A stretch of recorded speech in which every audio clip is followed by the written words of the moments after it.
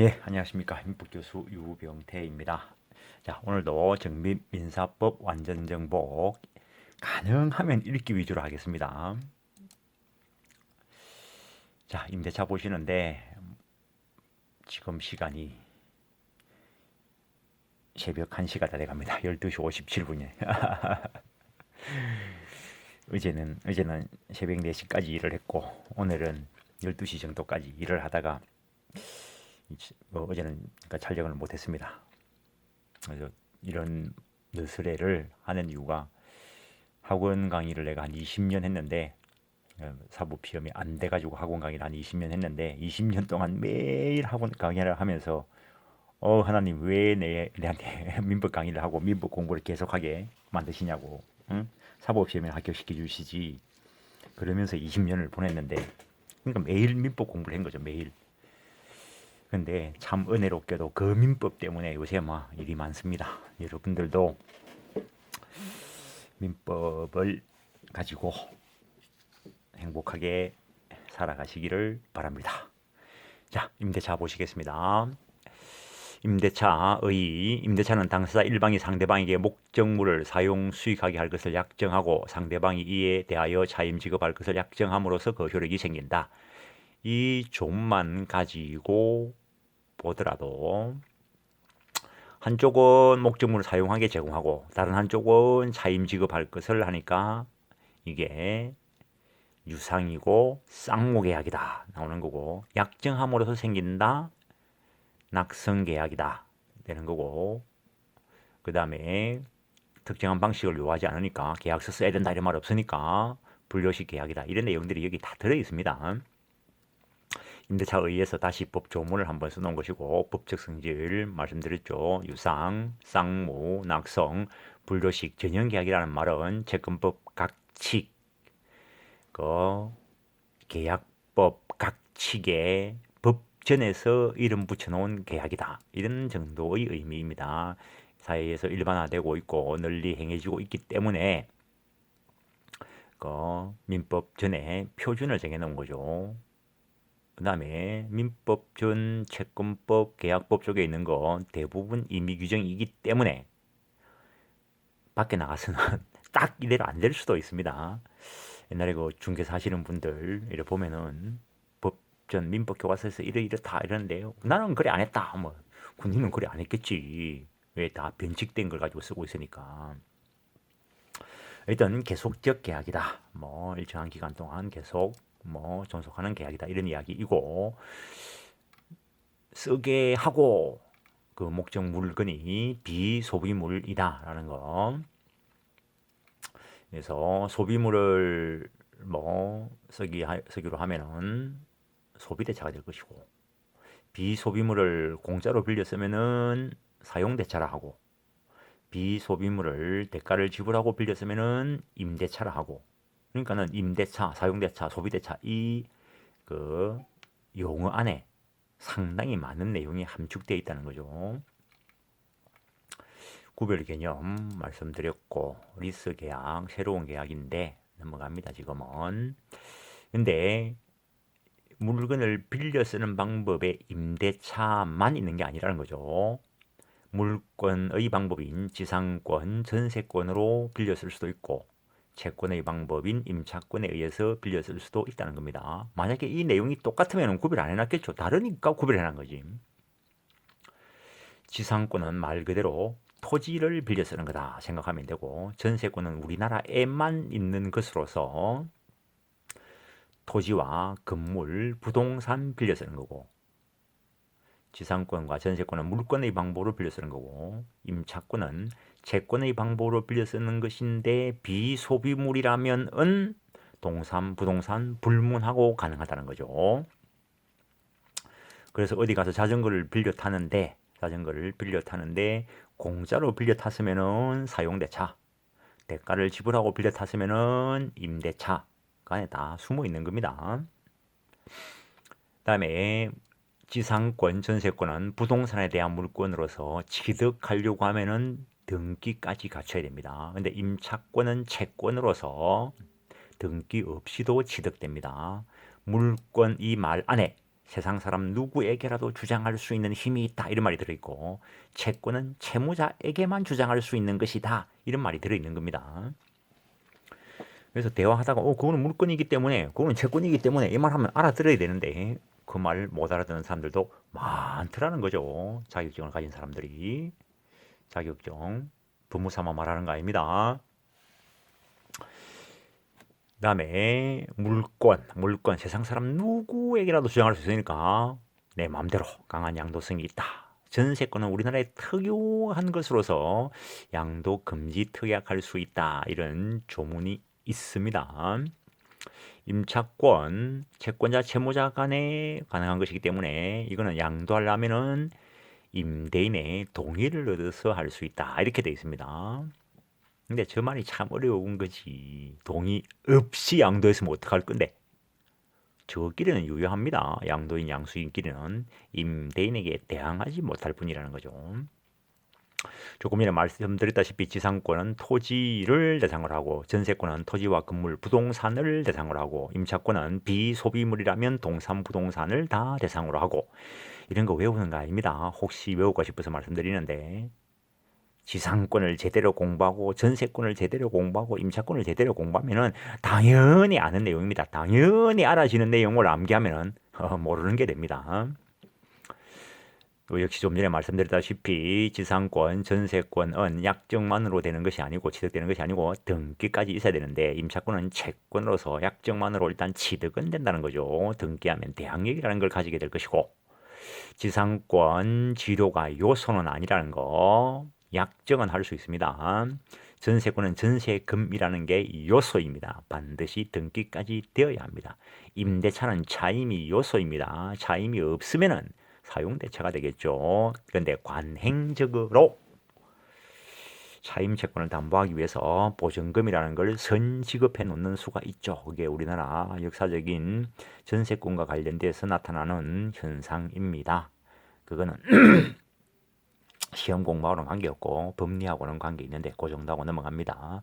지상권, 전세권, 물권으로서 누구에게나 주장할 수 있는 것이니까 당연히 대항력이 있고 임차권은 채권, 채무자, 임대인, 임차인 간의 문제니까 당연히 대항력 없는 게 원칙인데 부동산 임차권 이것 때문에 문제가 발생하니까 대항력 취득할 수 있는 방법을 만들어 놨다는 겁니다. 부동산 임차권 등기할 수 있고 토지를 임차한 자가 그 토지 임차권을 등기하지 않았다 하더라도 지상에 건물을 건축하고 건물에 대해서 등기를 갖추면은 토지 임차권 대항력 가진다 그런 조문도 있고 또 세상이 발달하다 보니까 주택임대차보호법, 상가건물임대차보호법을 만들어서 대항력 취득하는 방법도 만들어 놓고 존속기간, 지상권, 최장기 제한 규정이 없습니다. 영구 무한의 지상권 가능하다는 거고 최단기 제한이 있습니다. 석조, 석회조, 연화조, 기타 견고한 건물 목적으로 하는 지상권이라면은 10년보다 짧을 수 없고 기타 건물 목적이라면은 5년 보다 짧을 수 없고 그런 규정들이 있습니다. 내는 그런 거 안 외웁니다. 그거 시험 나오면 그뿐이고 전세권 최장기 10년을 넘어설 수 없다 이런 규정이 있습니다. 최단기 토지에는 규정이 없는데 건물 전세권은 1년 보장 규정이 있습니다. 임차권 거기에 표안에 저게 그대로 살아있네요. 최장기 과거에 20년 제한 규정이 있었는데 저거 폐지됐습니다. 그래서 임차권도 최장기 제한 규정이 없습니다. 최단기 보장 규정 민법상 임대차에는 없습니다. 주임법은 2년, 상임법은 1년 보장 규정이 있습니다. 갱신과 관련돼서 지상권 쪽에는 갱신 청구권 규정이 있고 전세권 쪽에는 건물 전세의 법정 갱신 규정이 있고 임차권 쪽에는 갱신 청구권 규정도 있고 일정한 경우에 법정 갱신 규정도 있습니다. 지상물 매수 청구권 규정이 있고 건물과 관련돼서 전세권, 부속물 매수 청구권이 있습니다. 임대차 쪽에 건물 임대차와 관련돼서 부속물 매수 청구권 규정이 있고 토지 임대차와 관련돼서 지상물 매수 청구권이 인정되어야 하고 그다음에 지상권, 전세권은 유익 상환 청구권 규정만 있는데 왜냐면은 전세권 쪽에 보면은 목적 부동산을 용도대로 사용하기로 하고 용도대로 사용해야 되니까 전세권의 경우에는 필요비는 전세권자가 부담합니다. 근데 가치를 증가시키면 물건의 가치가 증가할 거니까 유익비 상환 청구는 인정돼야 될 것이고 그 다음에 임차권, 임차인이 목적물을 제대로 사용하도록 제공할 의무가 있습니다. 그래서 이 경우에는 필요비 유익비다 임대인이 부담하는 것이 원칙이기 때문에 임차인이 비용을 들인 것이 있으면은 필요비 유익비 상환 청구권 규정이 다 있습니다. 근데 이 비용 상환 청구권 규정은 다 임의 규정입니다. 근데 지상물 매수청구권, 부속물 매수청구권 이 규정은 다 강행 규정입니다. 지금 와가지고 그 임의 규정이 뭐냐, 강행 규정이 뭐냐 이러면 좀 곤란합니다. 근데 부동산 임차권과 관련돼서는 임차인 보호를 위해서 물권화 경향에 있다라는 거. 부동산 임차권 채권입니다. 근데 일정한 경우에는 물권과 유사한 성질을 가지는 수가 있다. 물권이 되었다가 아닙니다. 그 내용으로서 임차권이 대항력을 취득함으로써 제3자에게 주장할 수 있는 효력이 생길 수 있고 부동산 임차권 등기했을 때 그 다음에 토지 임차권 등기 안 해도 지상에 건물을 등기한 때에는 토지 임차권 대항력 있다는 말이고 그 관련된 판례들 쭉 소개하고 있습니다. 그 다음에 주택임대차보호법에서 대항력 취득하는 방법이 있고 상가건물임대차보호법에서도 대항력 취득하는 방법이 있고 대항력을 취득했다는 말은 제3자에 대해서도 효력을 주장할 수 있는 경우가 나타난다. 이런 이야기가 됩니다. 그 정도 하시고 임차권과 방해배제 청구권의 문제 대항력 있는 임차권이라면 그 대항력 때문에 그 방해배제 청구권을 행사할 수 있다라는 것이 됩니다. 근데 임차인이 목적물을 점유하고 있다면 점유권은 가지고 있는 것이니까 점유권에 의한 방해배제 청구권 행사할 수 있다. 점유권은 물권 쪽에서 공부하는 것이 됩니다. 대항력이나 점유를 갖추지 못했다라면 대항력 없으니까 대항력이 있는 임차권이 가지는 방해배제 청구권은 없고 대항력이 없으니까 점유가 없으면 점유권에 의한 방해배제 청구권도 없습니다. 그때 임차인은 임대인을 대위해서 어떤 행사를 할 수는 있을 것이다라는 거. 임차권 존속 보장, 그 채당기 보장과 관련돼서 민법에는 없고 주임법에 2년, 상임법에 1년 보장 규정이 있고 채장기 그 제한 규정이 폐지됐다 했습니다. 위헌 결정을 받아서 폐지됐다. 그다음에 묵시의 갱신 이걸 간단하게 법정갱신이다 라고 이야기하는데 만료 후 상당 기간 내에 이의를 제기하자는 때는 앞에 거와 동일한 조건으로 갱신된 것으로 본다라는 이야기. 주임법, 상임법에도 법정갱신, 묵시의 갱신에 관한 규정이 있는데 규정 형식이 약간 다릅니다. 합의로 갱신하는 거야. 합의만 하면 갱신하면 되니까. 임차권 처분할 수 있는가? 임대인의 동의를 얻어 처분할 수 있다. 원칙이 그렇습니다.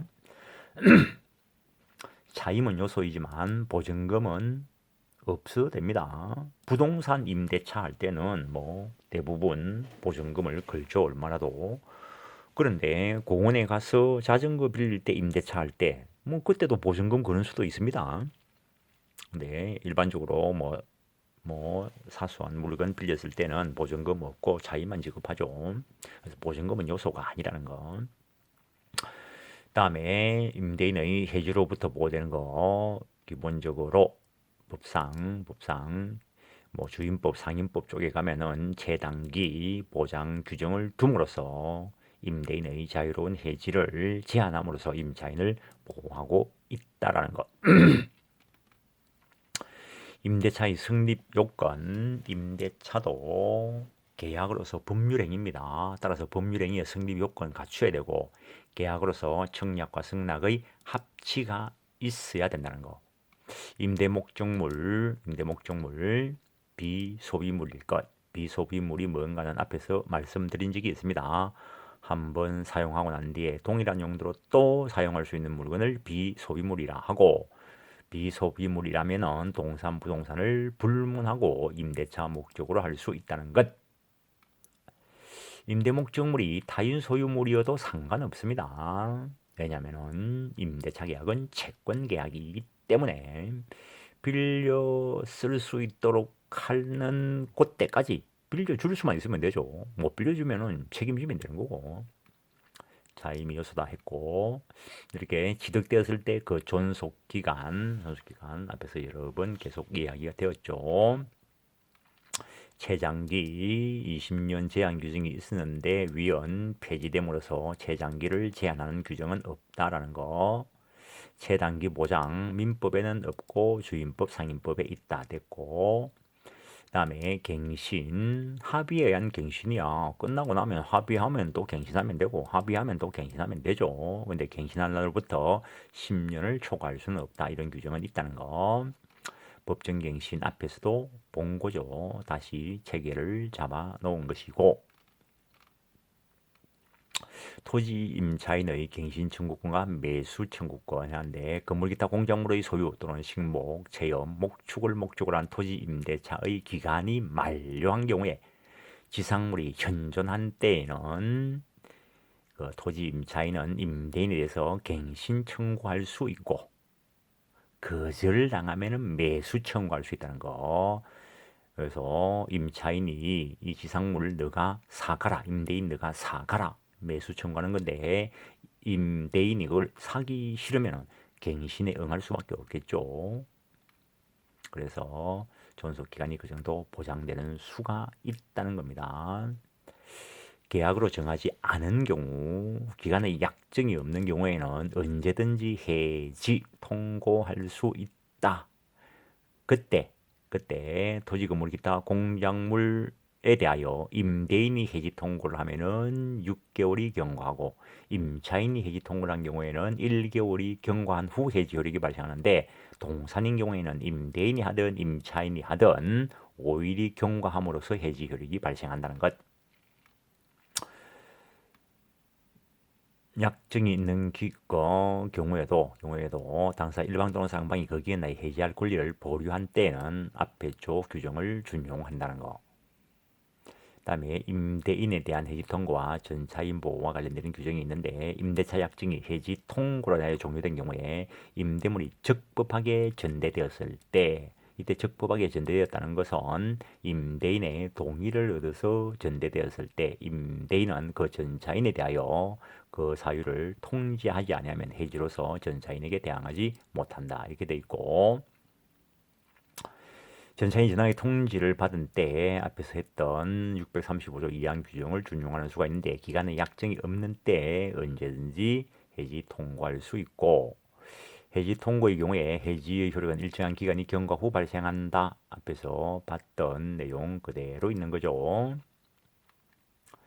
이거는 임차인 보호를 위한 강행 규정으로서 임차인에게 불리한 것은 효력이 없다라고 돼 있고, 그다음에 단기 임대차 일정한 경우에는 장기 부분을 짧게 정해놓은 거, 옛날에 20년 제한 있을 때 그거보다 짧게 놓은 거, 그걸 단기 임대차다라고 이야기하는데, 처분의 능력 또는 권한이 없는 자가 임대차를 한 경우에 그 임대차는 다음과 고의 기간을 넘지 못한다.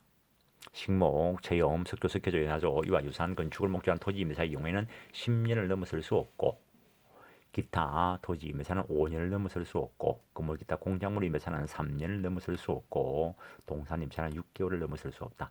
처분 능력 없는 자, 처분 권한 없는 자가 임대차를 한 경우, 예컨대 뭐 관리권만 있는 대리인, 이런 사람 생각해 볼 수 있겠죠.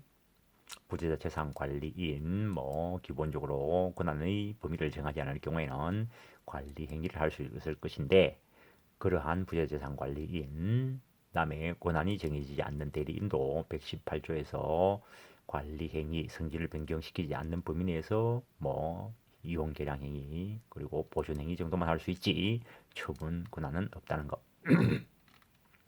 그 정도 하시고, 임대차의 효력. 임대차도 법률행위이므로 민법 총칙에서 설명되는 법률행위의 효력요건을 구비하지 못하면 무효 또는 취소 사유가 될 것이다라는 거. 그래서 효력요건이 구비되어 임대차가 유효한 경우에 임대차 쪽에 이런 관계가 나타난다는 거. 결국에 법에서 효과, 효력이라는 것은 권리 의무의 변동, 권리 의무와 관련되는 내용입니다.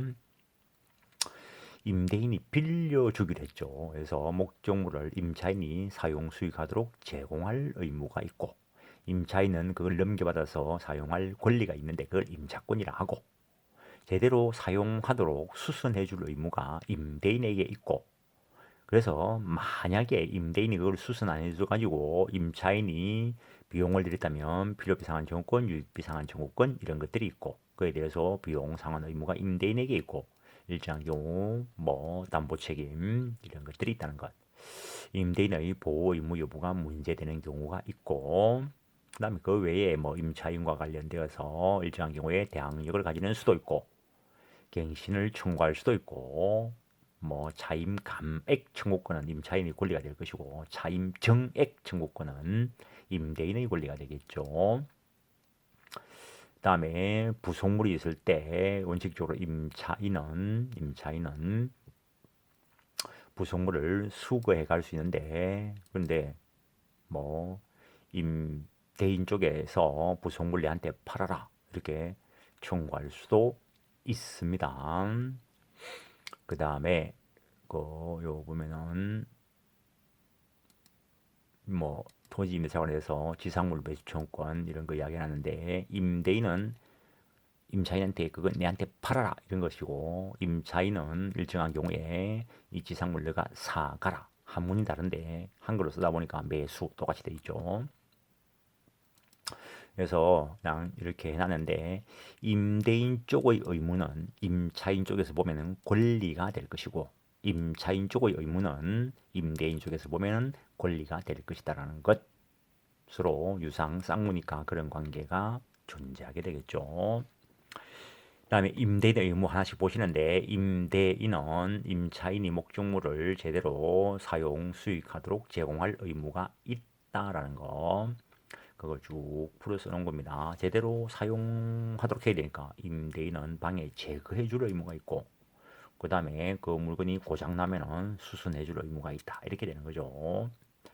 현상 유지를 위한 게 필요비가 될 것이고, 물건의 가치를 증가시키는 게 유익비가 될 것이고, 이건 면제특위 할 수 있습니다. 비용 상한 청구권 규정 이 미규정이다라고 이야기를 했죠. 그러나 요 대규모 수선 이거는 면제 특약의 범위에 포함되지 않는다는 거. 그러면 그거는 언제나 임대인이 부담해야 된다는 거. 그다음에 보존행위할 의무가 임대인에게 있으니까 임대인이 보존행위 하려고 할 때 임차인은 거절하지 못한다. 그러나 임대인이 임차인의 사이에 반하여 보존행위를 하고 그로 인해서 임차인이 목적을 달성할 수 없는 경우에는 해지할 권리가 있다라는 거. 비용상한 조건 계속 이야기됐고, 일정한 경우에 담보 책임을 지게 되고, 매매 쪽에 있는 매도인 담보 책임 규정이 준용된다는 거죠. 임대인의 보호 의무가 있는 것이 있느냐? 일반적인 통상 임대차의 경우에는 임대인은 임차인에 대하여 안전배려, 도난 방지 의무가 없다라는 거. 만약에 일반적인 임대차의 경우에 도난 방지 의무가 있다 이러면은 임대인은 임대해주고 나서 임차인이 도둑 맞을까 싶어서 맨날 지켜줘야 되죠. 그런 관계는 아니라는 거. 왜냐하면은 점유 사용 그 관계의 주체가 임차인으로 바뀌었기 때문에 그렇습니다. 그러나 숙박업 그 돈 주고 들어가서 사는 거 아니죠. 그 숙박물, 그 숙박 대상 뭐 건물 비소유물이죠. 그러니까 여관에 투숙하는 것도 임대차가 맞습니다. 그때는 그 여관 주인은 그 숙박자의 안전 배려 보호 의무가 있다라는 거. 왜냐면은 그때는 여전히 그 주체적 점유가 그 호텔, 모텔 주인이 되겠죠. 장기 투숙의 경우에도 마찬가지일 것이고.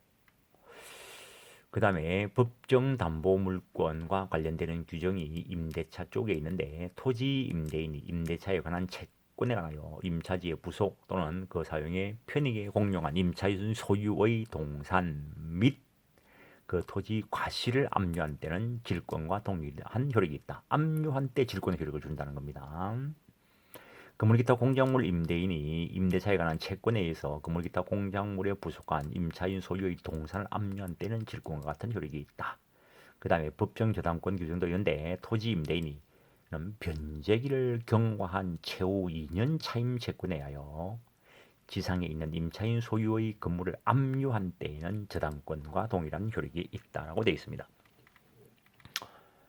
법정채권, 법정저당권 한번 표로 비교해 본 것이고 임차인은 그 목적물을 넘겨받아서 사용 수익할 권리가 있고 일정한 경우에 대항력을 취득하는 경우가 있고 만약에 임차인이 비용을 들인 것이 있다면 필요비는 지출 즉시 상환 청구할 수 있고 유익비는 종료한 때 상환 청구할 수 있다라는 거. 그때 가액의 증가가 현존하고 있어야 될 것이고 유익비는 같이 증가시킨 비용을 말하는 거죠.